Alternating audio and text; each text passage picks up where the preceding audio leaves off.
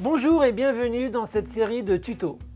Je suis le docteur Audrey Dejon et j'ai l'honneur de travailler dans le service du professeur Samir Jaber, tous les deux au CHU de Montpellier. Les objectifs de ce tuto sont de répondre aux questions les plus fréquemment posées par les utilisateurs de respirateurs de réanimation en vous donnant donc des questions courtes et des réponses courtes.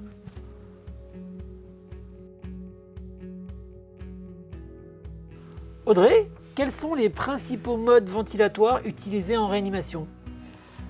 Alors il y en a plusieurs. On a la ventilation en volume contrôlé, la ventilation en pression contrôlée et le troisième le plus utilisé est la ventilation en ventilation spontanée aide expiratoire.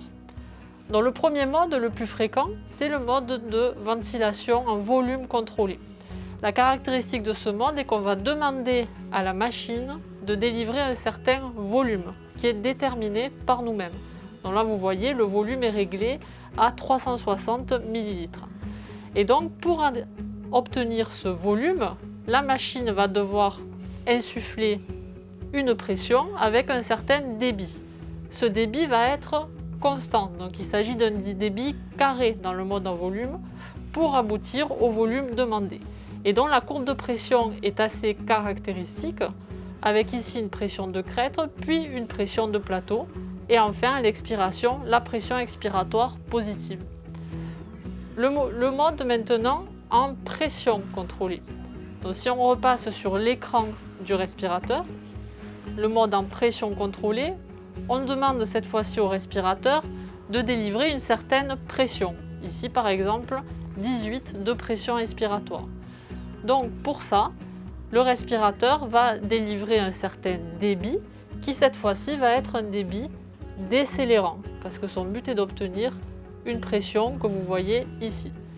La courbe de pression est donc différente de celle en volume où cette fois-ci on a une seule pression qui correspond en fait à la pression de plateau à l'inspiration et ensuite la pression expiratoire positive. Ce sont deux modes contrôlés.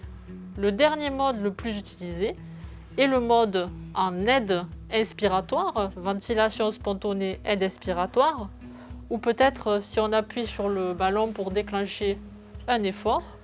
C'est un mode en pression également, donc on règle un certain niveau de pression, ici il est réglé à 10, et à chaque fois que le patient va faire un effort inspiratoire pour déclencher la machine va lui délivrer une certaine pression. Et nous le détaillerons ensuite. Donc, si je résume, on dit toujours que chez les malades qui sont sédatés, il faut utiliser un mode totalement contrôlé, volume contrôlé ou pression contrôlée chez les patients sédatés, et chez les malades réveillés en sevrage, plutôt le mode aide inspiratoire. Exactement. Merci.